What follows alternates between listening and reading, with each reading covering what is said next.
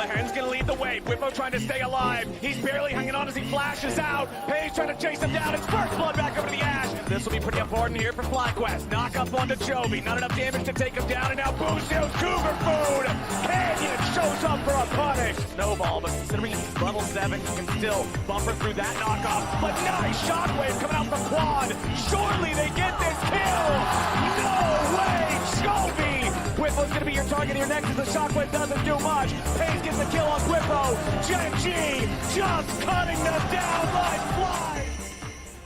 It is Gen.G that wins game 2, and did the players get played? Because if you cast your mind back to HLE and Doran trying to teleport against the Nunu and failing, here the Kassadin negated the ult coming out of Nunu. Gen.G watched that game and said, "You are not playing me, FlyQuest." They actually would have had that Kassadin ready, I think, if they were going to see the Nunu, which we ended up seeing in this game. But I would say I've also sufficiently come off the high of game 1. I can see it. Yeah, I think we're a little more level now after this. And you could tell that FlyQuest was afraid of the Kassadin, so they tried multiple times early on to not let this guy get gold and ended up backfiring. Yeah, first here, the dive from Busio, trying to pressure. Again, the Q from Kassadin also with the magic shield. And then here, Inspired also trying to go for it. They have the shockwave combo, but cancels the ultimate, and then he barely gets out. And again, both of these kills are into a mega scaling side laner. One of the most dangerous tools that we mentioned after the previous game that we thought Gen.G can use to just pull apart FlyQuest. So that's why FlyQuest are really scared of the Kassadin. It's just that then they ended up accelerating the Kassadin and giving a bunch of free money. So it got very scary very quickly. And especially once he got that lead, you could see immediately like, all right, Chovy, you go off to a side lane. We're not going to deal with you anymore. You kind of just win out on your own up there. And when you already had this Jax that was off to a great lead as well, thanks to those early lane swaps, I think he just spelled absolute disaster for Fly. And that's why they kept kind of throwing everything in the kitchen sink, trying to make it work, but it just all fell apart. Yeah, we were watching the game and we were thinking, oh, is this just Gen.G waking up? Is that reducing it too much? I think it is reducing it a little bit. I would say that this was the snapback from game 1, and I'd say FlyQuest actually just played a lot worse. Like they put themselves under pressure in this game to slow down the Kassadin, and that actually to me made them play too fast. It wasn't just those dives. Bwipo took some bad trades in the lane swap, which then made him get in dive range for the original dive that set him behind in the game as well. And then Gen.G did also play very well, but that was after they'd gotten the lead. Like the first 3 positive plays, I'd say, would be the dive onto Bwipo and then the 2 dives onto Kassadin. I think also just great adaptation in the draft coming through from Gen.G as well. They end up banning the Seraphine and also then first picking the Ashe, which meant that they had a ton of control on that bottom side of the map and then being able to set themselves up for great success. Also, they're kind of evolving on what the lane swaps have been, because when we've seen them the last 2 games, it has been, hey, we're going to go, we've traditionally seen at Worlds so far has been, I'm going to move my support down to that lane that you are over-indexed on, and we're going to have my top laner TP in. He's not on his phone now, by the way. Yeah, he's fully awake now. But you're not going to TP in. You're going to have your top laner TP in and 2v4 you'll hold off the dive. But instead now we're seeing that they're actually holding Kiin in the lane, and he's just been able to pick up all this farm solo, so he's actually getting out to an early lead when it comes to that 1v1, and then he got to bully Bwipo for a huge amount of that early stage. And just big props to Gen.G for being also such a creative team. You know, we mentioned earlier them pulling out the Twitch, but pulling out the Kassadin here, hadn't seen it since 2021 at Worlds. And Spring for Chovy this year as well in 2024. So only Chovy's ever like second Kassadin pick, so them cooking as well in response, I feel like is a nice little raise in the ante for this series that makes the draft just so much fun to follow. I like it. I did request something, and I promise I'm going somewhere with this. Okay. I just wanted to pull up our reaction right after game 1. And I'm going to do that. I'm going to do that. Here we go. Okay, I'm going to do that just because I wanted to talk about... You got some good spin on that thing, Shocks. That's some serious wagging on that thing. Listen, finger wag. So I wanted to talk about it because it kind of, I think, also embodies how FlyQuest must have felt after that game 1, right? You are flying really, really high. Yeah. You are so happy with your inventive draft. You have pushed the game forward. You have won these crucial fights. And then you get kind of knocked down just like we did a little bit, right? In terms of how that game went, because it wasn't really close. Yeah. And I want to approach the next game from that vantage point now, because do we think that game 1 was a fluke? Or do we think that the adaptations are going to push this into a lengthy best of 5? So, do I think FlyQuest is now the favorite? No. Do I think that they have a chance of winning the series? I actually do. And I think that the result of that game isn't because FlyQuest or Gen.G downloaded the draft. Like, I don't think Kassadin Nidalee is good. I'll just go ahead and say that. It is good when you get 5 plates top lane because the rest of your map is snowballing and there's 2 failed dives on you. Yeah, it's going to be good. But when their pivot is Kassadin, like, I don't actually think that's this giga trump card that they have in the series. And I think FlyQuest has way more picks still to come. Especially when you move to the blue side. Because now you have to ban Aurora, you have to ban Yone on the red side. You can't get rid of the Seraphine, the Ivern, and you can't first pick the Ashe. There's a ton of adaptation come through. The fact you picked up that red side win is so crucial for FlyQuest in this series. And I would like to bring it back to the gameplay as well. You'll notice a very big difference in the gameplay from the FlyQuest side from game 1 to game 2. In game 1, their mechanics were on point. You know, they were pretty clean, honestly. But game number 2, as we mentioned with a lot of these dives, some big mistakes there. So I think locking in here to the next game, looking forward in this series, I am kind of still filled with hope, but this entire time we've expected Gen.G to absolutely blast them. Okay, so yeah, and I'm a little bit hopeful for FlyQuest because it feels like the thought process is correct in game 2. The execution was slightly off. And I'm more nervous when I see teams who don't have the thought process correct and then are messing up on how they execute as well. So I think FlyQuest are going to come back swinging in this game. All right. We have believers who think FlyQuest is going to come back swinging. What do you think, Captain Flowers? Thank you very much, Shocks. I thought you were going to show when we were literally jumping. Yeah. Keep going.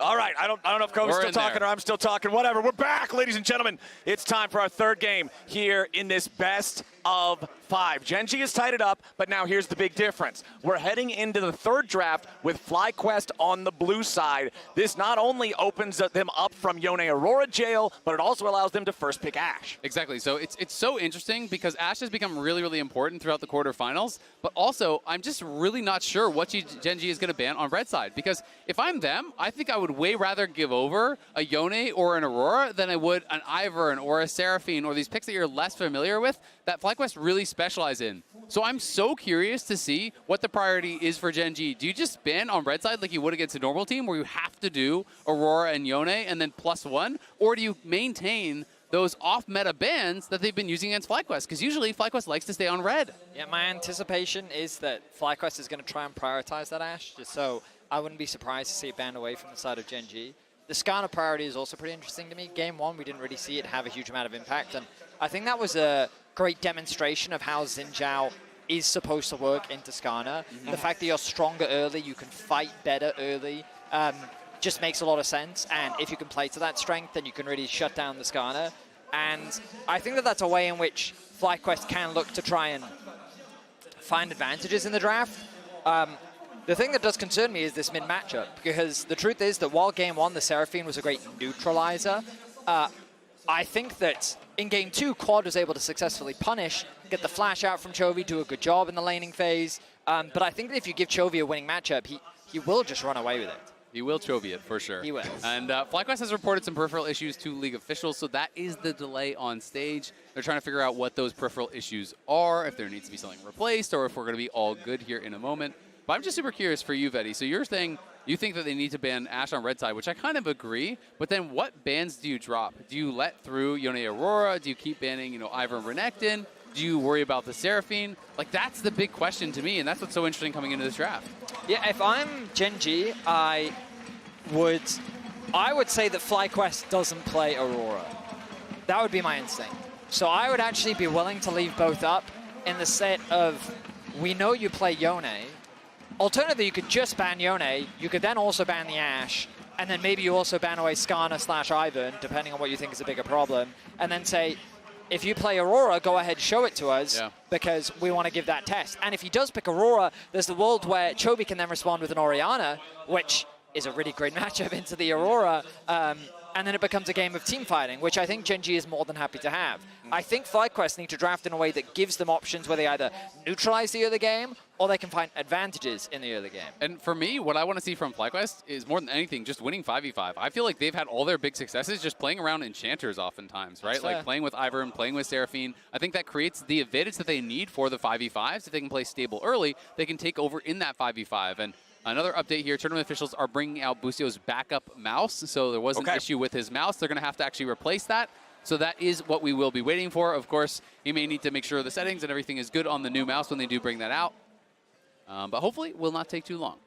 I mean, a mouse is somewhat important in the game of League of Legends, so I'm glad that we're getting that issue resolved. But yeah, I mean, ultimately, a lot of the priority is going to be on this draft, how things will play out. We saw two very different games. Game one, like, I don't want to sugarcoat it. If you have just joined us, spoiler alert, we're in Game 3, and it is not a 2-0 series for Gen.G. I'm seeing something building here. Yeah, you may have had your expectations surprised, and you wouldn't be the only one. But FlyQuest, they didn't, like, find a miracle team fight. They, from start to finish, they dominated Game 1. It was a well-executed game plan. They secured early objectives. They won every single fight, and they only made a single mistake in the whole game, where they were able to then bounce back and close it out. Then Game 2, Flowers and I were joking about it, where Gen.G suddenly said, hey, all right, time to take the gloves off, time to get serious. They locked in the Nidalee Canyon, and they came back swinging. So let's see how we see in Game 3. Okay, already, here's something to take note of. FlyQuest banning the Aurora on the blue side. Gen.G's first ban is what we were talking about, the Ashe. Yep, so it is going to be the Ashe, and now it gets really tricky because they have to drop something. So what are they going to drop is the question. Ivern, I maintain, I think is a super smart ban. I do think it is enchanters that are really working so well for FlyQuest. And this pick in general is really powerful for Inspired, but it still now means, do you ban Seraphine? Do you ban Yone? Do you ban neither? I think they're going to ban Seraphine. I think that they're not afraid to give the Yone because I think that Chovy will have an answer to it. Yeah, I think it's smart. You know, make FlyQuest beat you on meta picks, and I think that is the path to success here for Gen.G. You know, if there is to be one. Obviously, they are still heavily favored, and it is going to be Yone, so they are still worried about that Yone, so it is interesting. You know, I definitely agree with you. I would be more concerned about giving over something like that Seraphine, but maybe FlyQuest feels like, hey, that cat is out of the bag. Like, we can't actually trick them with this twice. But this also confirms that Aurora is not something that FlyQuest plays, which may become problematic for them as the series continues. Regardless, the Skarner's going to be locked in kind of as we expected without making its way through the draft. You can see that spirits are still high on the FlyQuest side, and why shouldn't they be? 1-1 means that we're guaranteed 2 more games. Yeah. And you can look at it, you know, kind of glass half empty. It's like, we got this terrible draw. Or you can look at it as this positive thing where you have an opportunity to take down one of the very best teams in Worlds. The point of going to Worlds is to face international competition, is to try to test yourselves against the very best players in the world. And there's no better opportunity than against Gen.G. And I mean, we've heard plenty in the past, specifically from Bwipo, about that, wanting to consider himself elite among the top laners in the world, measuring himself against what they can do, setting the bar with these guys who have established themselves with world titles, with top worlds placements, and to go up against a team like this, that's your chance, exactly as you're saying. Gen.G gonna respond to that Skarner with a Sejuani in the jungle, so 2 big meatballs jungling in this 3rd game, and it will be Peyz on the Ezreal. Now, Peyz doesn't have an extensive Ezreal history. He's got about 19 games across his career. All right. But I will say, we've seen LPL Ezreals, and I'll tell you now that LCK Ezreals really aren't that much different. So it's not looking balanced. Yeah, it certainly is not. The Kai'Sa are going to be the response, a very standard one. Usually the idea being that Ezreal can't punish Kai'Sa's relatively weak early game, and you get to a point where once you get the static shiv, you have a lot of wave clear available. The denial with the Rakan pick as well, because you know how nicely it pairs up alongside, means that FlyQuest likely looking for a lane swap once more because they don't want to have to play into the 2 versus 2. But you could argue that because of Ezreal's early game strength, maybe they're quite happy to play that matchup. Okay. We will be seeing Bwipo having to blind pick his top lane. I wonder if we'll see a return to something like the Cassante for him. As the Silas being hovered and locked in now for Chovy. Sylas does like the Rakan ultimate. You can also kind of have a get-out-of-jail-free card, an emergency panic button if you steal the Kai'Sa ulti. Skarner ulti also has some big playmaking potential there too. So I'm really interested now, do Gen.G worry about something like a Tristana coming through, and are they going to be looking to ban that out? Because, you know, a lot of these kind of ADC matchups are one of the things that a lot of people are saying kept Sylas out of that meta, right? You know, that really could be a struggle for him in that mid lane. You also have to really be concerned about what champions are we going to pick that have ultimates that are going to be too powerful to give over. The Olaf ban does suggest that Gen.G is thinking about a K'Sante themselves, or at least something relatively tanky, and we know that it is one of Bwipo's go-to top lane picks. This is also something that Bwipo plays into Renekton, so they could be looking towards a standard pick like that. You know, Bwipo definitely comfortable playing these style of champs, but they have the same read that you do. As soon as the Olaf is banned, FLYQUEST says, you know what? You can't have K'Sante then. Yeah, they know that Kiin likes to play K'Sante. They know that Gen.G likes to put him on the K'Sante. Why not just take that out of the pool? I'm really curious too, because you're not only talking about the Tristana being able to be an answer to Sylas to keep him out of mid lane, but if we remember FlyQuest and them kind of coming into this position of power in summer in the LCS, quad on 80 carries, inspired on AP junglers, that was like this secret sauce. They were really good when that was the meta. Obviously, Skarner doesn't fall into that like Lilia, Zyra brand bucket, but Quad definitely knows how to pilot those types of champs, but that's not going to be the ban. Orianna, banned out by Gen.G. Exactly, and Orianna just has a strong combo with the Rakan, obviously worried about that potential engage, and can be a difficult matchup here early on for Chovy on that Sylas. Again, it is one of those melee versus range matchups that you can struggle in the early levels on. FlyQuest really thinking through this final ban, and it is going to be Rel, so taking away some of the powerful engage that Lehends is very well known for. Well, there's that Renekton that you talked about as well, going to be locked in for Kiin. Okay. A relatively safe blind, so Owl, Bwipo, and ALOOORSS one. Sometimes we've seen the Urgot I was going to say, yeah. But I don't love it here. Oh, Vladimir would be really interesting. There have been so much talk about this W Max Grass Vladimir that had really been making the rounds in solo queue. But I think Urgot is more likely, and I wouldn't be shocked to see this locked in here. Bwipo wants to play his style. Urgot's going to be it. And this is going to be really interesting here to see how he performs in these early levels. I just don't like it into Ezreal, just because of how long range the champion is. They don't have enough lockdown. Now, I'd love to see something like a Kassadin response here coming out from Quad. I'm expecting something like the Cassio. Oh, Zeri is another one of the big AD mids that he'd love to play, so I wouldn't be shocked. Okay. It is an AD carry mid. It's not the Tristana that I was mentioning, but this is one of Quad's picks that FlyQuest really developed a tremendous amount of faith in him playing. It's also an ultimate that's not really that good to give over there to Chovy. Mostly he's looking at the Rakan ult. I think that is that Primo one, and potentially Skarner, you know, maybe situationally the Urgot. But I think FlyQuest have a really strong draft. I think they are very powerful in the 5v5. The Braum, though, great answer against the double AD carry, and even Urgot that kind of acts almost like a pseudo AD carry in some ways, to be able to block so much of that damage, protect Peyz, and make him a nightmare to get to.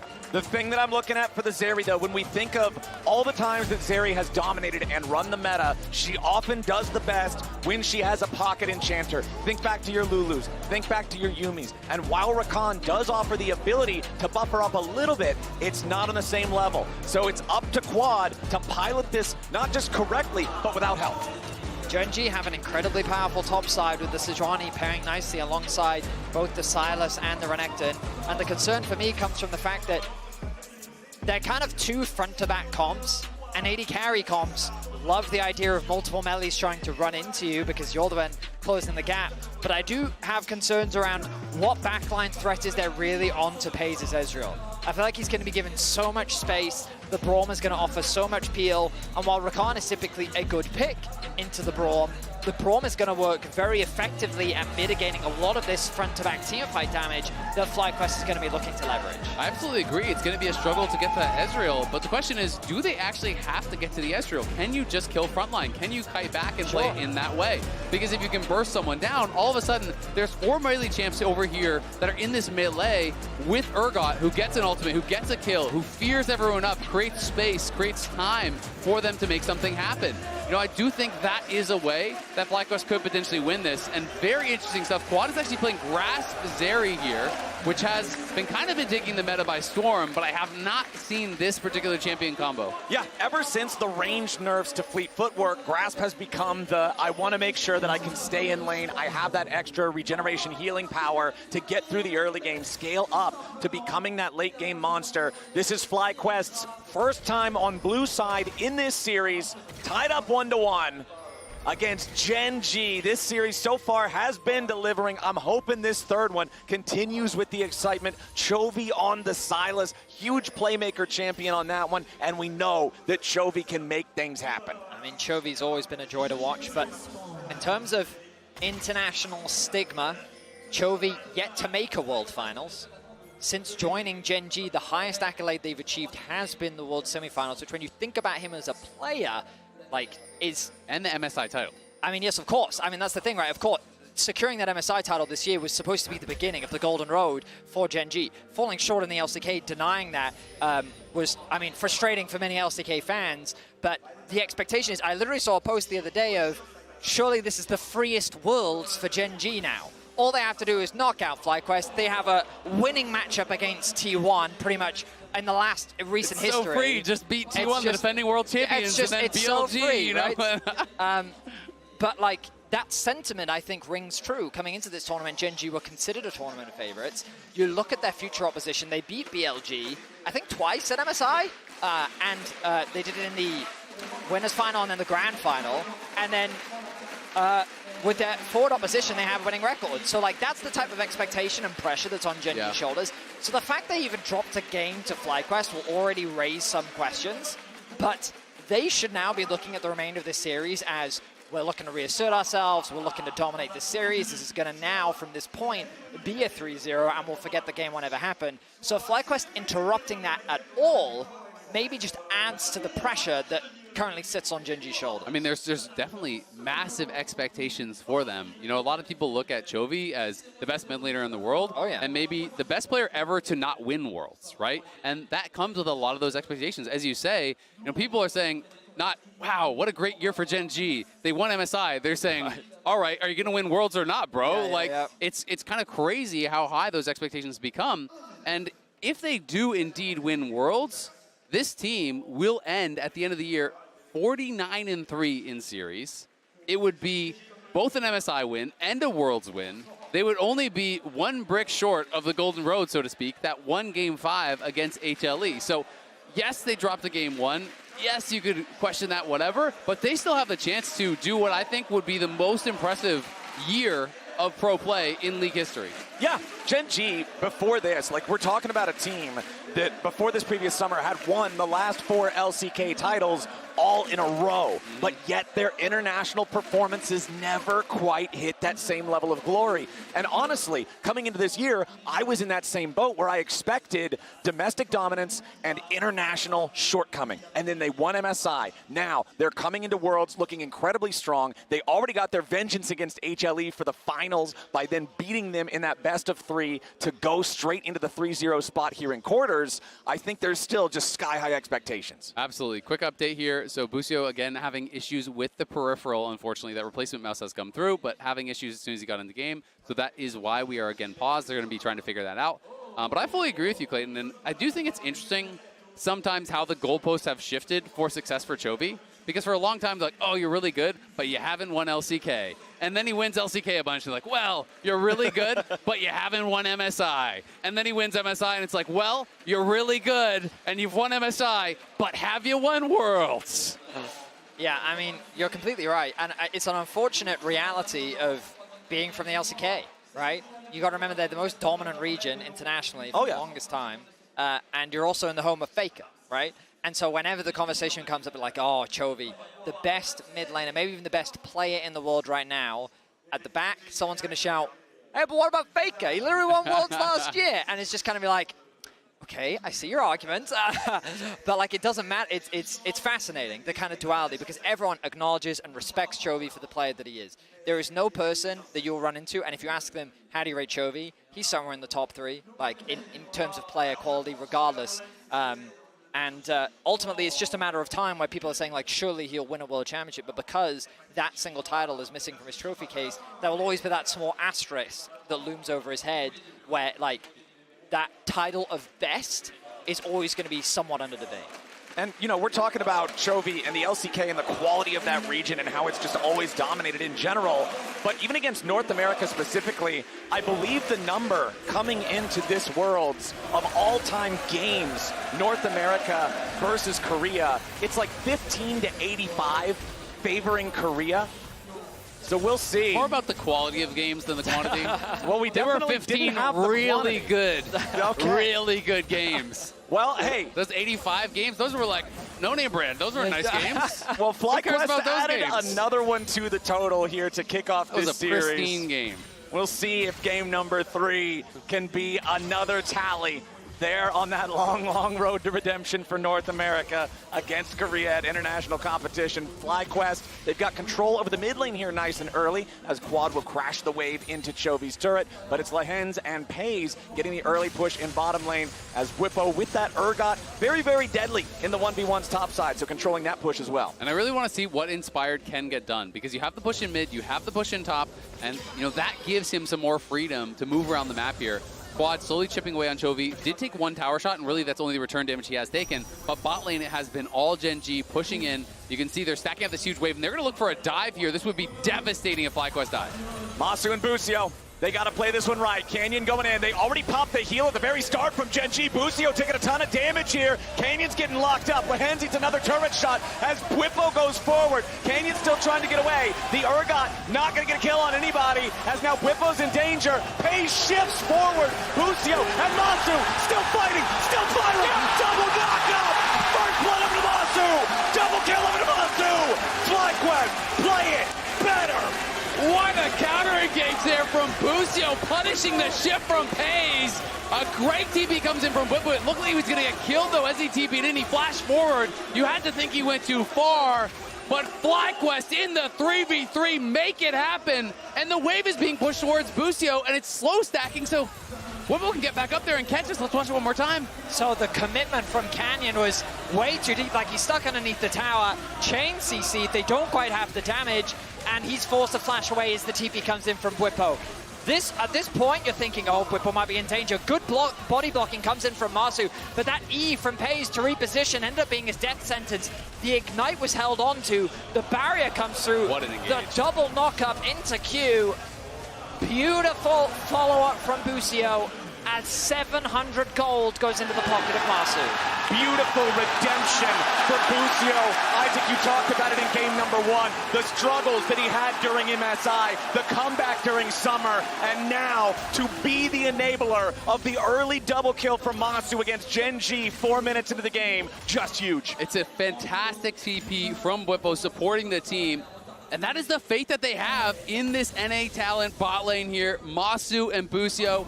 The team knows if we get Massu in a position, he can win us games.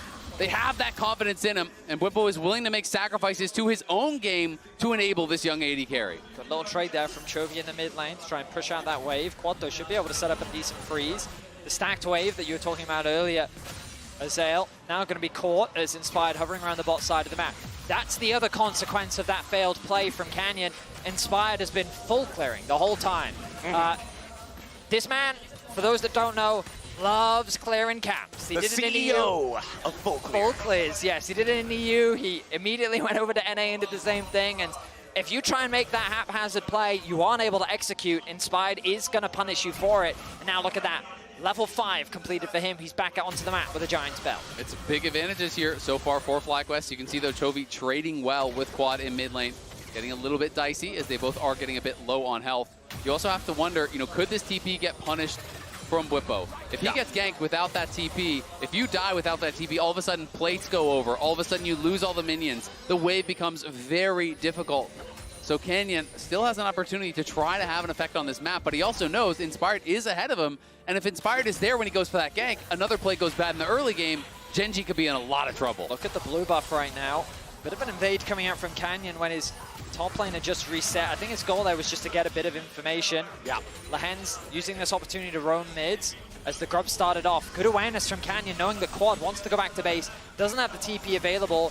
Lehends is already here to the play. Chovy has the power, but they dive bot. Bottom lane, Peyz at 200 HP. Massu has to get rid of the turret aggro now as Peyz is still fighting, but it ain't gonna matter. Encathian Rain buries Peyz underneath the tier 1 turret, and FlyQuest claim a 3rd kill for their marksman. A crucial set of sequences happened on the map. While Gen.G gained the advantage on the grub, they did so by bringing Lehends up. FlyQuest needed to make a cross-map happen, and they rightly do it. We talked in game 1 about playing with the nameplates off. They didn't look at Peyz's names, they just saw an Ezreal that should have died. Bwipo in trouble as Canyon trying to make his presence known up here on the top side. Bwipo's locked up, beat down. Canyon gets Gen.G on the board. And they get that huge punish now on Bwipo with no teleport here. He's going to lose a lot. Kiin is going to get this wave in. He's going to get likely at least one of these turret plates. And he's going to be in a pretty big advantage off of that. Inspired making his way back towards the top side, should be able to tick over to level 6 as a result of this.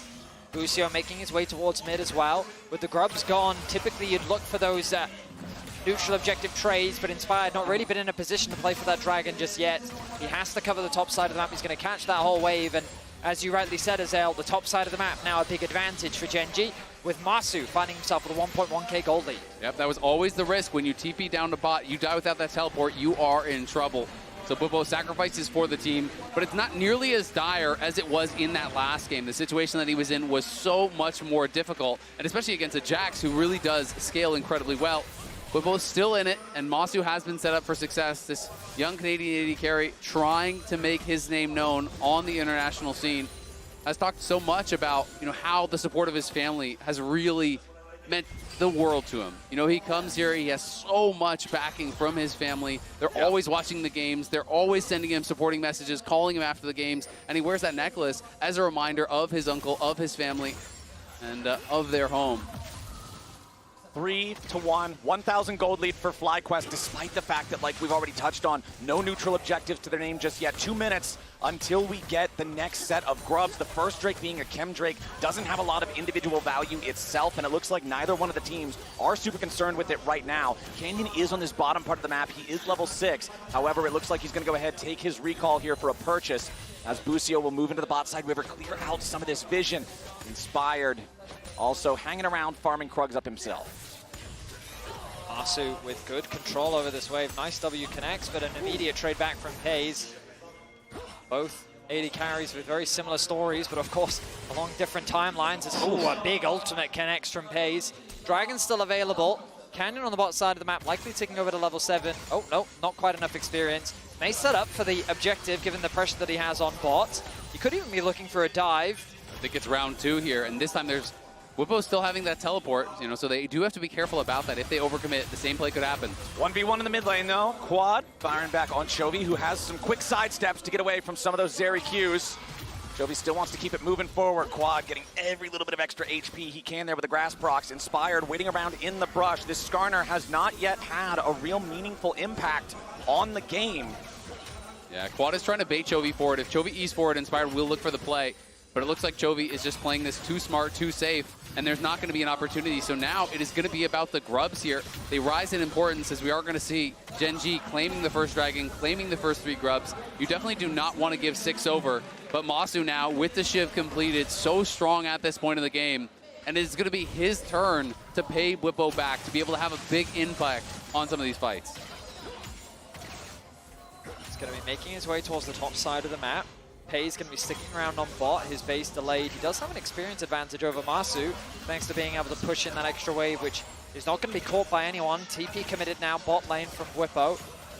He's not going to be able to get much of that farm, but a nice trade comes in from Quad, means that Chovy going to be delayed in terms of contest for the grubs. This means that FlyQuest should have advantage on this objective. However, teleports are now unleashed, and Chovy does have his cooldown ready to fire. As soon as he gets back to the base, he could join the fight in that 4-second moment's notice. Massu clearing out the ward. Canyon and Lehends both making their way up to this topside river as well. Gen.G ready to commit for the second set of the grubs as Quad continues backing away from Peyz, and Bwipo wants to keep the bot lane pushing. They're not going to contest. Bwipo has no TP. He actually did go down towards bot with that teleport, so they're just making the call. We give up the grubs, we trade for plates, and that is risky business, but if you can deny them from getting to those towers, then hey, it can really pay off, because the grubs are only potential power. If you're getting shoved in those lanes, they don't do a lot for you. FlyQuest is hovering around the area here a little bit, but they are not going to go any further forward. Inspired and Busio's feet never touch water, as that's 6 grubs for Gen.G. Very nice early control over the objectives here for the LCK team. I mean, I'm I am surprised that Inspired base there to complete his item rather than try and contest. But I guess the logic is, against Renekton this early on, it's not worth it. And given that Bwipo already TP'd to the bot side of the map, Renekton versus our double AD carries at this point in the game, no, we're good, we're fine. But conceding so many objectives in the early game is a dangerous thing to do against Gen.G. It really is, right? And if they get access to those towers, they are going to punish you. Chovy's going to be playing heavily through sides on the Sylas, so that is a concern, as Bwipo will get jumped on, but should be able to walk it out. And I think the thing is for FlyQuest, their read is we outscale. Bwipo gets tagged by the stolen ulti. Chovy going in, trying to get the execute threshold. Remember, it's 25%, but they don't do the damage in time despite the true shot barrage from Peyz making a connection there onto Bwipo. He had to use the flash to live, though. Yeah, Bwipo will be pushed out. FlyQuest read again. If they think they outscale, they're just saying, you know what? We'll sit back. Yeah, you can have the grubs, but we're just going to keep farming on the double AD carry, and we'll get to a point where you can't contest us in the 5v5. The question is, was their read right? Because Gen.G does have some powerful scaling themselves, and of course are masters in that 5v5. It's awkward lane assignments right now for FlyQuest. They've got Massu in the mid lane against Chovy with a 2-level discrepancy. They've sent Quad up to fight Kiin. It's Renekton, who is doing fine in the 1v1 because of how safe Zeri is, but Bwipo really needs to base, so a lot of the cover from FlyQuest has to go towards the bot side of the map to help them push out that wave. Now we've got Peyz and Lehends pushing in bot. You've got Massu pushing in mid. The risk is, though, but because Kai'Sa is such short range that while you'd ideally love to be trading plates, it's a dangerous thing to do against a Sylas and a Sejuani. The other thing I'm looking at here, we've got less than 1 minute now until the Herald spawns. FlyQuest having already given away the first 3 neutral objectives with that first Drake and all 6 grubs. How much are they really willing to give? You talk about grubs being a down payment, an investment, something that you have to make later actions for it to pay off. You're almost always going to get value from a Herald. Exactly, and the grubs amp the power of the Herald. You drive it in, you have 6 grubs, you're going to get 12 Void Mites popping out of that thing. It's a clown car, and it feels like you get so much damage down on the tower every single time. FlyQuest are basing now. It is going to be a little bit late if they want to actually contest here. We'll see if they are going to be looking for it. You can see Quad has no teleport. He's just going back to base now. So again, I think they're just content to keep farming, keep playing it slow, maintain the status quo, and that is, for now, a 2.4k gold lead. A Black Cleaver being finished on Bwipo is a nice spike, but no TP available on him.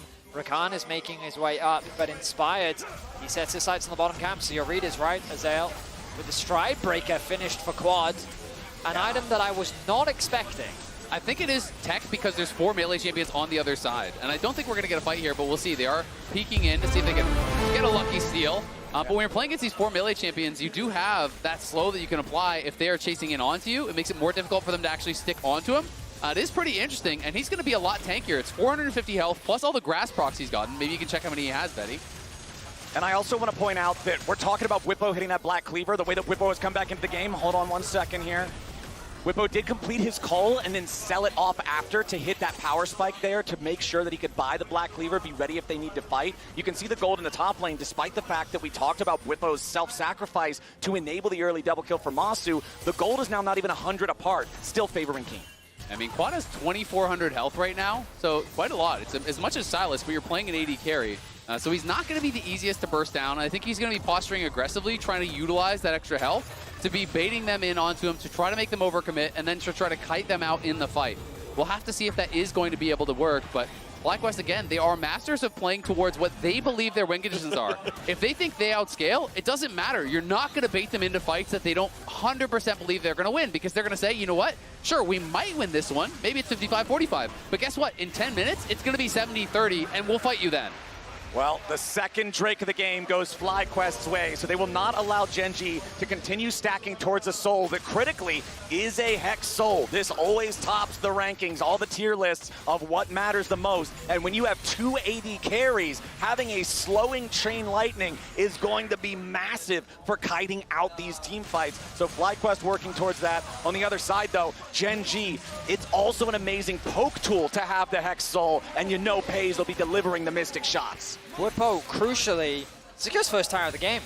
Remember that he was at a pretty massive deficit early on. He's been able to close the experience gap. He's significantly closed the gold gap, giving himself an advantage.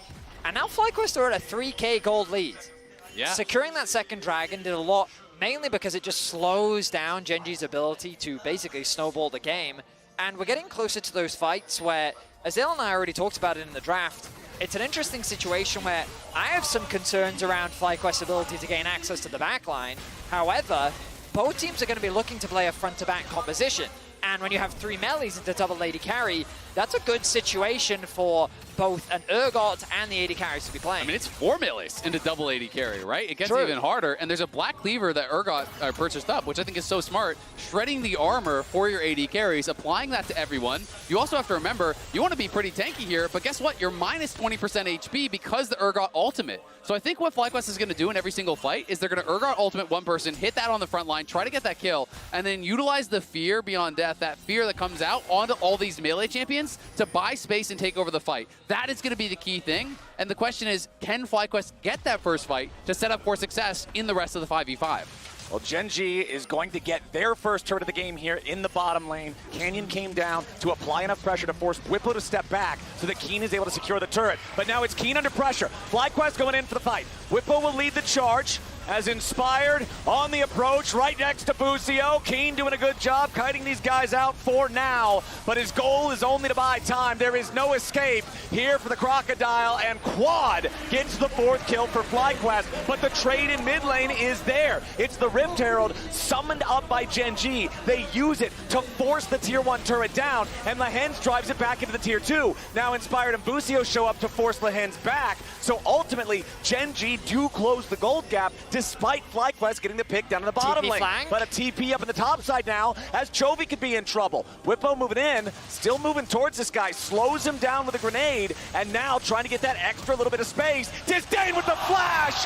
Bwipo finds Chovy, but where's the rest of the damage? Busio wants to go in, but he will not get his man. Inspired still hanging around here. Farsight trinket from Gen.G to stop the FlyQuest jungler. Canyon showing up, and another TP is coming in from Gen.G. Inspired is way too far forward, and surely he dies. Gen.G with a beautiful punch back. An overstep from FlyQuest as Bwipo finds a great trade onto Chovy, but ultimately it's a net gain for Gen.G. They might even be looking for more as FlyQuest is forced to retreat. Sejuani ultimate is not available as it was used on the Skarner, but FlyQuest, they got a single pick onto Kiin in the bot lane.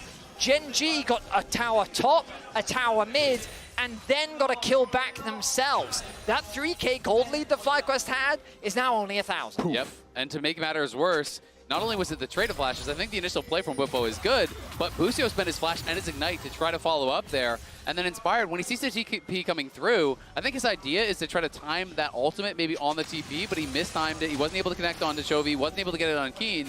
So it's a swing and a miss, and that means they were always going to lose that fight. So FlyQuest do get a bit aggressive here and are punished for it. Gen.G, we saw this in game number 1 as well. You make a misstep, they will take the map and they will close that gold lead. The way in which Gen.G play on their side lanes is, I mean, it's one of the best in the world. 50 seconds until the Dragon. They're going to have the push in mid, thanks to the fact that FlyQuest don't have that tower anymore. Chovy keeping pressure in bot, has a slight level advantage over Quad, which means that contesting this Dragon, maybe FlyQuest just say, we'll concede it, maybe look to cross-map that tier 1 tower in the top lane. Yeah, FlyQuest also, you got to look at the item power spikes. Not fully completed second item for Quad yet compared to Chovy, who is at the mark. Down to the bottom lane, Chovy going in with the stolen lightning crash. Quad with a sidestep away from multiple ultis as Busio counterattacks with the quickness, but Gen.G still got more men. Inspired wants to go in and find some sort of an angle here for the ulti. He only gets Canyon, another knockup, but the Gen.G jungler's way too tanky. Inspired's gonna die again if he's not careful as Kiin kills Bwipo down in the corner. Lehends still retreating. He's got the unbreakable, but how breakable is he?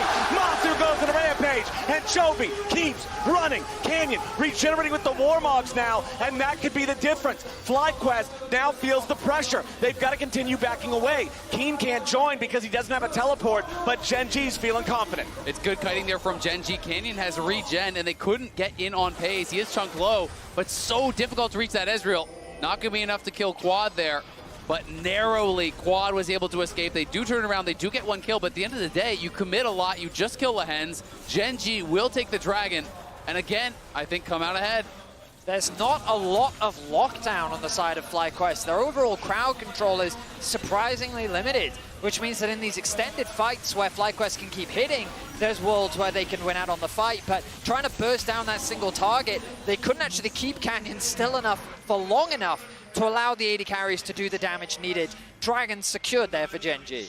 And now Bwipo has that second item, and this is one that has become synonymous with his gameplay. It is the Sterix. He plays so heavily around this. If you ever listen to FlyQuest comms, he talks all about the Sterix cooldown, about creating space with that, about buying time with that. Lehends? Lehends in danger as Busio jumps over the wall to knock him up a little bit, but Lehends can easily just regroup with Chovy, right back over that terrain, get himself to safety. And Massu is going to be going the AP route here. This is standard for what he plays. It is going to give them a lot more range, a lot more ability to poke and prod and harass back here, as we'll watch this fight one more time. So we look back at the 1v1. Bwipo ended up getting outplayed, able to get the knock back, but it's kind of just two beefcakes slapping up against each other, and I believe that he'd already had the Sterix completed going into that fight. Oh no. No, I think he got caught. I think he got caught before he had actually based. Oh, sorry, I meant Kiin already had the Sterix. Yes, Kiin did, so absolutely. The shield advantage ended up giving him the advantage there. So just the atomization difference allowing Kiin to win the 1v1.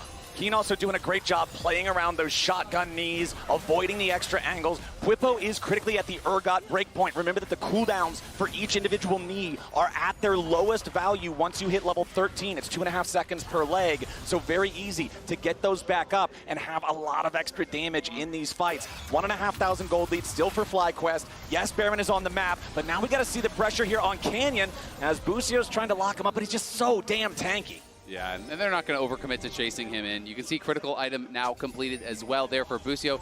Has the Mikhails, and the Mikhails is going to be a big deal when you look over and you think, okay, what is the main engage? It's really Canyon looking for an ulti here, as Kiin may go in, but Massu is close enough. He could get back down here. Yeah, if Bwipo can stop Kiin, okay, I was going to say if Massu gets close enough for a plasma mark, you killer instinct in, all of a sudden it becomes a 2v1, but it ain't going to happen. Kiin knows better. Peyz. There's a 1.2k gold difference between the AD carries, but in terms of itemization, they're pretty much even. A little bit more AP damage is going to come through from Massu, but it's a scary spot for this Ezreal. Once he completes the Shojin, his Q basically doesn't have a cooldown anymore. It's pretty fun. Yeah, it's basically if playing it's on your Earth. team. Not as funny when it's on the other team. Yeah, enemy team, it becomes very, very threatening. Well, you guys talked a little bit about, we've seen the LPL AD carry performances here so far at Worlds, and just the damage charts at the end of the fights once Ezreal hits these power spikes, it's incredible. He's always the largest bar on that graph. Exactly. I mean, when these Ezreals are positioning really well, using the shift perfectly, getting that bonus damage in, as they're going to look for a pick on Bwipo. If he goes forward, he's probably dead. Yeah, Bwipo's in some danger here, flashing out, but Kiin's ready to flash follow. Bwipo getting stunned up, chain CC'd by Canyon there with a Glacial Prison. Bwipo's buying a lot of time, but it ain't enough. Sterix Gauge won't keep him alive in that one. And Quad's here, but now he's got to be a little bit careful himself. Tries to throw the zap over to continue getting a little bit more slows. Massu just barely not going to land the Void Seeker. It expires at the very tip of the range. +1 for Gen.G. Pretty surprised that Quad even TP'd there because it was so late on the play. Maybe he was too close to Sylas and had to actually back off before the TP could get interrupted or something like that. I didn't actually see on the minimap, but very late TP. Massu was close to actually connecting with that W, and if he had, maybe they pile in and try to actually get that kill, but Bwipo getting punished in the side lanes here has been a problem for him at times. Kiin level 16 now, the highest level in the game. This Renekton is going to be an incredibly difficult front line to have to deal with. FlyQuest, you're seeing how they're conceding a lot more on the map. These objectives are getting harder to contest. Gen.G are doing a good job of manipulating the side waves once again. Chovy has the push in top once more. They still hold on to their mid and top tower. And FlyQuest, it feels like the pressure is continuing to mount. Back to what we were talking about at the very beginning of the game when FlyQuest got that double kill in the bot lane. Canyon's behind him. Canyon coming in. Gen.G making their move. Inspired's going to be the target here, but he tries to force the enemy front line back. The Skarner's locked up in the front. He's going to get beat down. The Sterix ain't going to matter yet. Again, he drags two back. Into the back line goes Chovy. Inspired flashing away to barely stay alive, but now Bwipo's going to be in danger as well. The first kill is going over to the stolen ulti, and Chovy puts Bwipo in the grinder. Now Peyz got to be careful. There goes your Void Seeker. Peyz still getting away for now. Massu trying to fire a few more of these off. Quad and the rest of FlyQuest trying to get at least a little bit of mid lane pressure here. They're down a man. They got to be careful as they continue retreating. Inspired went back to the base to heal, but now Massu's got to be careful. There's your use of that cleanse from the Mikhails. As again, Gen.G continue the chase, but Massu's unstoppable. Lehends went in too far. Sept shoots out of the wall, and Kiin's got to be careful. So much pressure, but it's not enough. Massu cuts them down. Oh, ye of little faith. believe in Massu and the AD carry. Chovy still trying to escape. He dashes back over the wall, and FlyQuest take a huge fight. And they're going to go to the Baron Flowers. They're going to go straight for it here. Bwipo is chasing for the kill. He has his ulti up in a second. He'll see if he can find Chovy. But it's Massu, the Canadian sniper, stepping up and getting the triple. And Bwipo even finds Chovy. He damages him with the grenade over the wall. Chovy's death is going to be certain. It is going to be delayed. And FlyQuest just found their moment. It felt like FlyQuest didn't have the damage to win the fight, but Gen.G kept going. They forced the fight, they kept chasing after, and it was at this point, Inspired, thanks to the Hex Gate, rejoins the fray. Lehends flashes forward, the front line reappears, and now FlyQuest can play the front to back. And Massu, look at this, E forward, going in Viz, flashing forward, getting a second kill, picks the perfect targets, gets into the back line, playing with the confidence. It's Massu taking over the fight against Gen.G. Bwipo just loving it. You can even see some surprise there on his face, not even believing what's going on for this team now. As the Drake is alive, FlyQuest is going to take this one without a contest to tie these up at 2-2, and they've got the Baron for another 2 minutes. I mean, you see now why they have so much faith in Massu, why they put the resources into him, why Bwipo is willing to give up his lane to TP bot to protect this guy, because he can step up when it matters most. He can carry the game. 7, 0, and 1 with a 700 gold bounty on Massu. Ginsu's, Nashor's, Static Shiv, and an unbroken armband. He has all the tools he needs, and his team is ready to play around him. Gen.G uncharacteristically prioritized the fights and the kills over the objectives. Dragon, during that fight, was about 30 seconds off, and they chased with nothing left, no ultis, all the engaged tools were gone. They invested everything to get that kill onto Inspired, and they paid the price. Now Inspired looking once again. Inspired's got to be careful here. Remember, this is the same spot of the map that he overextended previously, and it cost FlyQuest. But now, the state of the game is very different. It is a 5,500 gold lead for North America's #1 seed. It is a 5-man push through the top lane towards the tier 2. Kiin waiting on the flank, but Busio's marking him, making sure the Renekton does not have a path into the carries of FlyQuest. Quad, 3-item power spike now as well, with his Blade of the Ruin King completed on the Zeri. FlyQuest push continues as Canyon, Peyz, and Lehends will back away from the tier 2, while Chovy takes a tier 2 over in the mid lane. Gen.G is applying split pressure. They're making FlyQuest answer Chovy as they continue pushing down the top lane. 4 turrets to 4. It is unbelievable that once again, FlyQuest, a team that no one had any expectations of, are forcing these gods from the LCK to have to take a knee. The pressure that they are exerting, the team fighting that they are demonstrating, they are going toe-to-toe with one of the best teams in the world. 6K is the gold lead. The Baron will wear off. And now we return to a state where FlyQuest must find one more fight, and if they can, they will bring Gen.G to match point. Interestingly enough, look at those timers in the top corners of your screen. Nearly identical for the next Drake and the next Baron.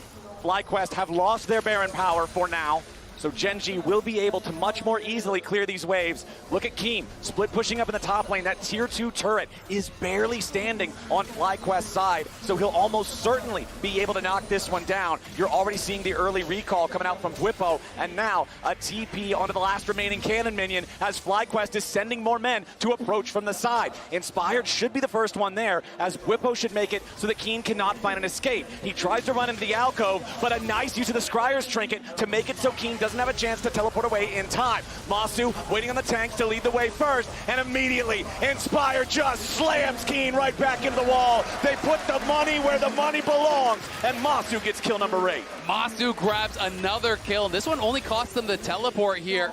Thankfully for Kiin, he didn't use flash, didn't use teleport, no big waste of resources there.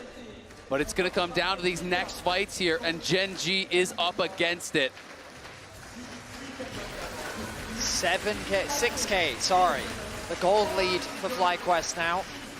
A minute and a half until both neutral objectives spawn. A nice pick found by FlyQuest, but not really going to convert into much for either side outside of another kill. The Void Staff finish from Massu means that his poke from the W is going to be that much more scary.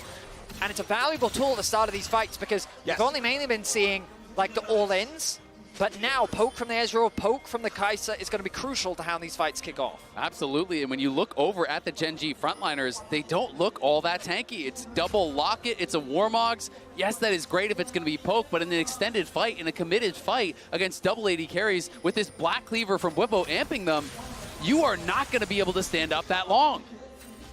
FlyQuest, 5-man push here in the bottom lane. Tier 2 turret in their sights, and Gen.G nowhere to be found. Fly, knock it down, and extend the gold lead to 7,500.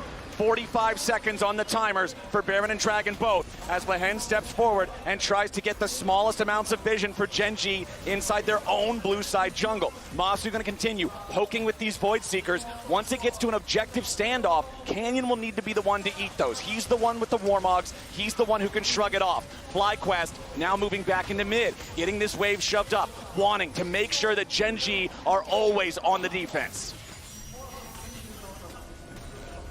The clock ticks down. We take a moment to breathe.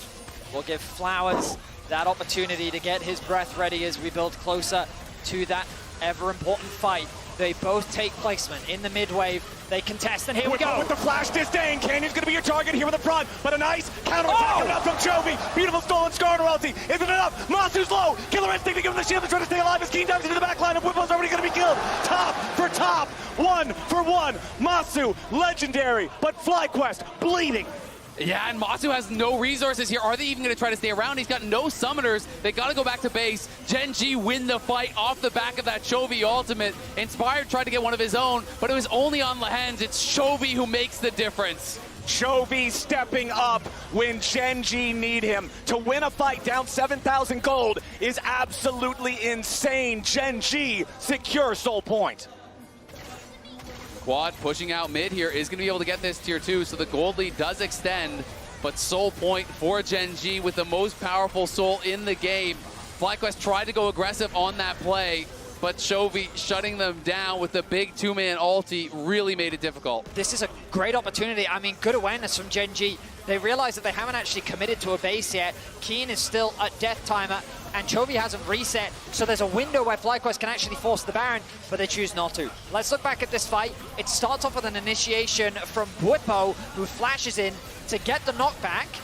He connects onto the front line. The way in which Gen.G want to play this, Peyz dishing out good damage, and it's just that front-to-back team fight. But a huge ultimate comes in from Chovy to split the fight up, giving Kiin access onto the back line. And while Bwipo is left isolated, the same is said for Kiin. All right, we're back into it. Lehends trying to get away now. Inspired wanted the Impale, but Peyz was close enough so Lehends could jump to safety. The Braum, however, down to 1/3 HP. There is no Warmogs on this Gen.G support, so FlyQuest will, if nothing else, have control over the topside river to secure vision for the Baron.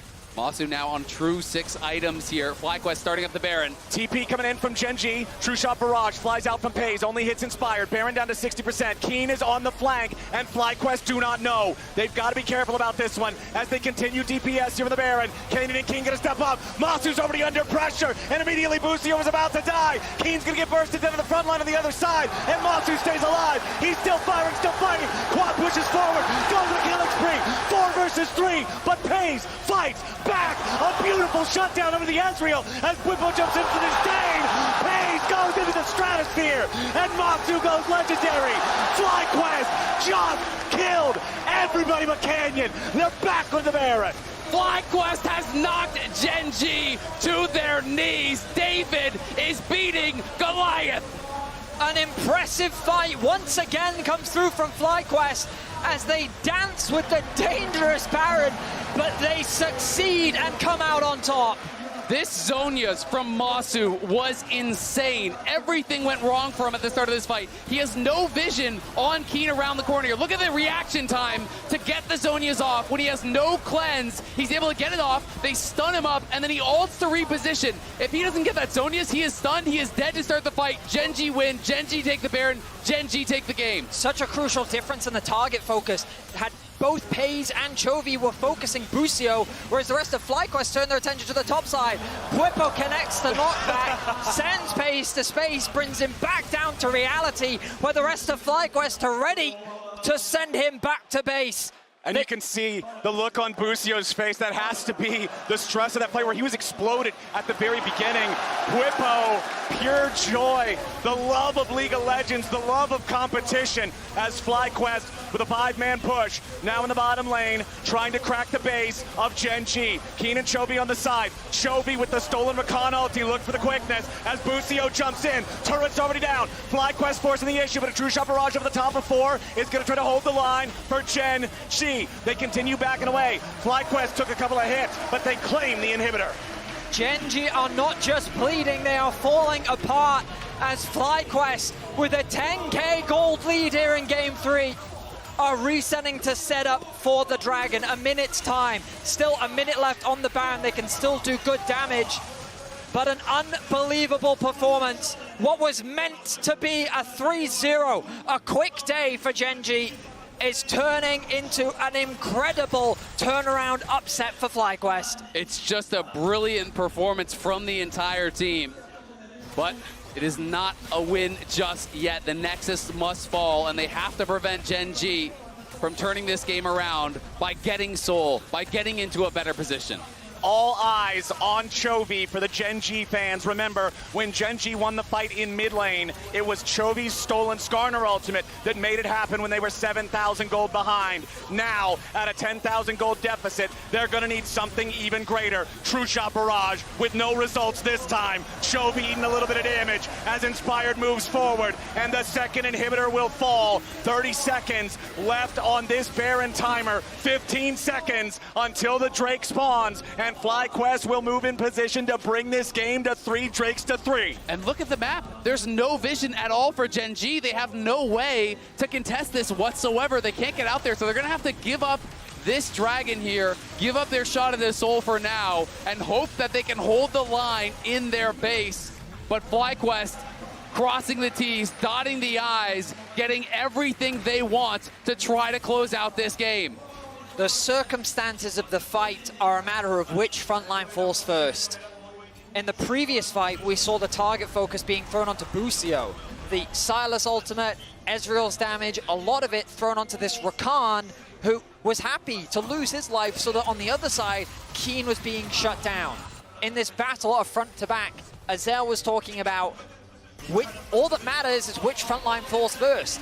And when you have double AD carries with an Urgot on top of that, it just becomes a matter of time before these double AD carries start to win out. And that's why Gen.G have to play so perfectly around cooldowns, so perfectly about that E from the Braum to utilize these spells, to buy time, to buy space. Because if you just run straight in and you fight to the death, FlyQuest wins every single time. Gen.G have to outsmart, have to outplay if they are to come back in this game. It's double Sterix, double Unending Despair on the 2 meatballs for FlyQuest. They are built to just endure forever.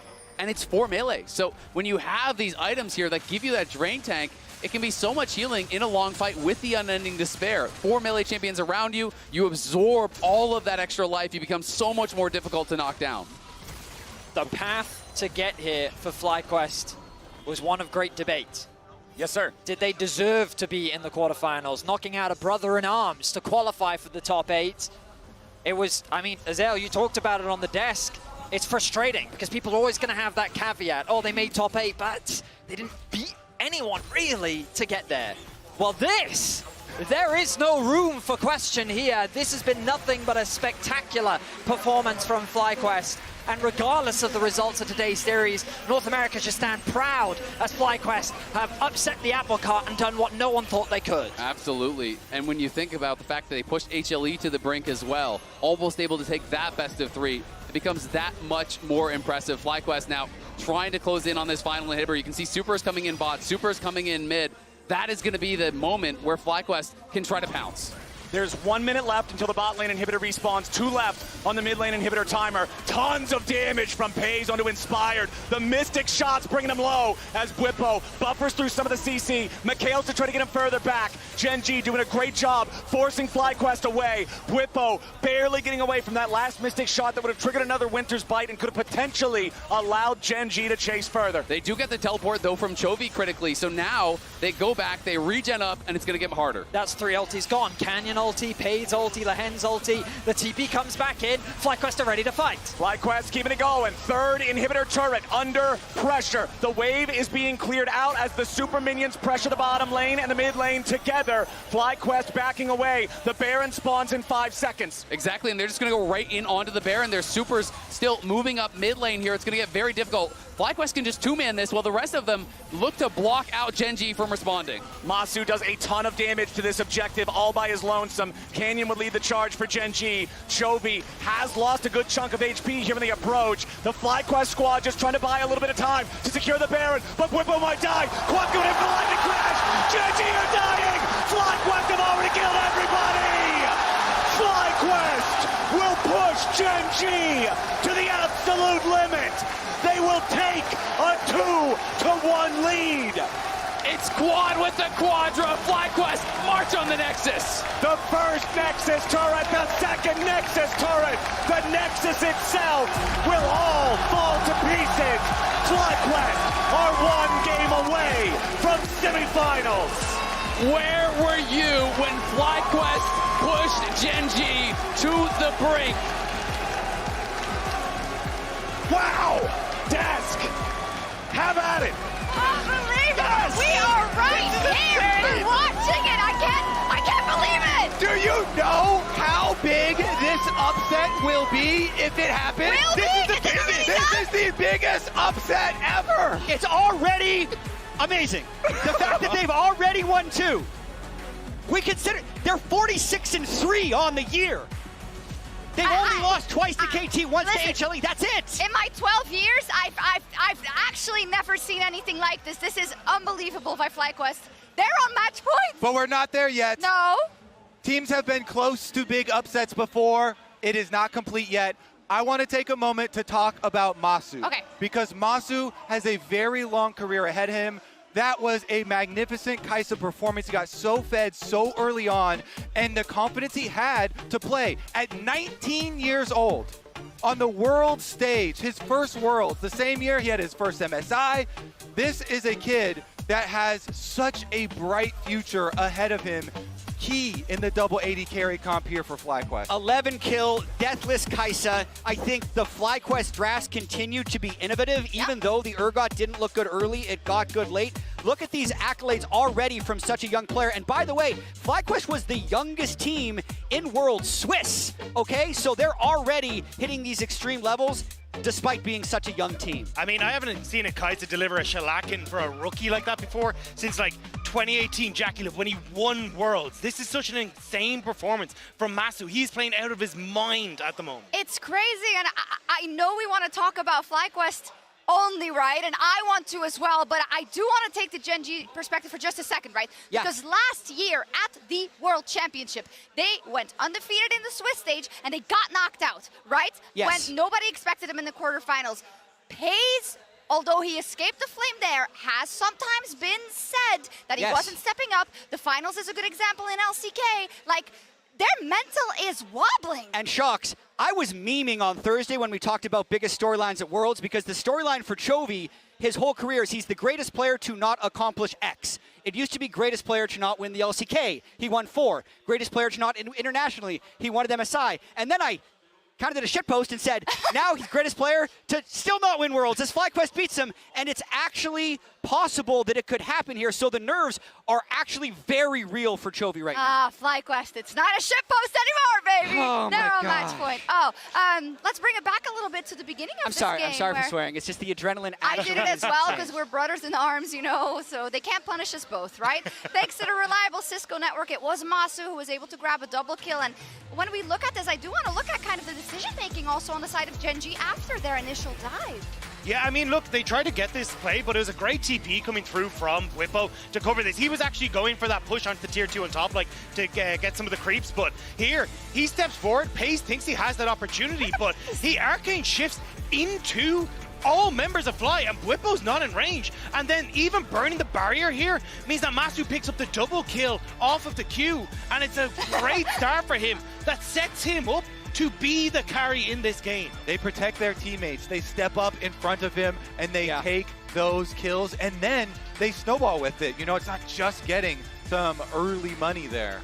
And we gotta say also, right, the draft came out and we were like, Theory, I'm not sure. I wasn't sure. You're giving the ult to the Silas, so, I mean, what do we say now? We shut up, I guess. I guess. I mean, I thought this was, to me, like the least cooking draft from FlyQuest, but they ended up punishing the Quadra Melee so well, and I think a lot of it probably is those early kills to Massu. Like, he just never let that lead go away, so he was always stronger in front-to-back fights. I do really like the build from Quad, though. Going for the Stride Breaker, you get that AoE, but you also get a big slow for a lot of those dives that are trying to get in onto Massu. Then you get the Runins, there's more AoE, and a Blade of the Rune King to add even further slows. It meant that you have so much that just keeps this melee tank kind of front line in check from Gen.G, and works out perfectly for keeping this Kai'Sa safe. And when it comes to kind of the Baron fight, where we were super, super impressed by a lot of things, right? We had the Bwipo flip, because this felt like the whole time, like still a game that they could lose if Gen.G made some magic, right? It always did. I'm trying to cast my mind back because there were so many incredibly close fights, and this is where it was actually looking really scary here, but notice how Massu just kites out the back of these fights so often. Bwipo gets caught here, they end up losing him, but FlyQuest never really lost their heads throughout this whole sequence. Yeah, I think the crucial part of some of these fights was, can Kiin get access to Massu? Because you've got the stun, you've got that removal of the shield, but so often he just can't get through, and as they go through into this area, they've actually bought enough time now for the Skarner to come back in, and even Massu getting in towards the back line, then using that little old forward here just to get himself into position to follow up, finish off the back line, flashing forward with Quad, dealing that AoE in such a small corridor. It was a perfect turnaround from FlyQuest on all that time they'd bought. Yeah, I meant it was another one, because you know what, FlyQuest just did a lot of impressive things, and I think the fact that they have the presence of mind, because we always say it's the LCK teams, it's the LPL teams that have the presence of minds in these team fights, playing them out. But it's FlyQuest, they're outplaying them. It is, and they showed a lot of confidence and calmness in this game. But I'm also going to say I'm quite scared of Game 4 and weirdly less scared of Game 5 because of the way we saw Game 1 and 2 play out. Game 1, FlyQuest shocked everybody. Game 2, I think they had a little bit too much adrenaline in their system, overdove a little bit early, lost control. This game they played much more controlled, but just based off of the way I feel, with how good it feels to have them win against Gen.G, I can imagine how much they have to calm down to play at the max level before Game 4. And although they got the win in Game 1 on red side, you can see there Gen.G selects blue side. I think this is going to be crucial, where I think Gen.G will be able to go back towards, hey, we can drop Aurora, we can look for a little bit more flexibility in the bans, we can set up for an Ashe first pick, we can go back to our style, and then it becomes, well, can Gen.G break that on red side, or what's about to happen? It's crazy. We thought when the brick got taken out of the Golden Road, we thought it was going to end there. It was just going to be that. FlyQuest is looking to take out the entire road for Gen.G. And for the side of FlyQuest, like, I cannot even imagine how insanely you're going to flip out and you're going to flip out if it was to happen. How did they You've been pretty quiet, Chovy. But I actually want to look at those cams that we just had on the FlyQuest members. Did you see Massu? He was locked in, focused. Nobody's shaking over there. Everybody's focused. They're talking about the strategy for the next game. They are not freaking out like we are freaking out. It's good. FlyQuest do believe. They believe in themselves that they're better to be able to pull it out. Do we need it? No, but like we used it. It's used up. I'm already maxed out. You know what? Right? This thing's empty. I can't wait. It's LCK fans who actually need a little bit of this. Does Gen.G need this? A little bit of copium right now. Should I run this down to them? For the LCK fans. I would. Okay, tell me then. FlyQuest again on red. What's the killing blow? We can't spoil their spice, okay? It's true. There's more spice to come. We know. All right. They've been talking so much. They have so many deep picks that they haven't shown. All right, and they're cutting me off also from production. I can't give any of the secrets. It's FlyQuest on match point, and we'll be right back. Too good.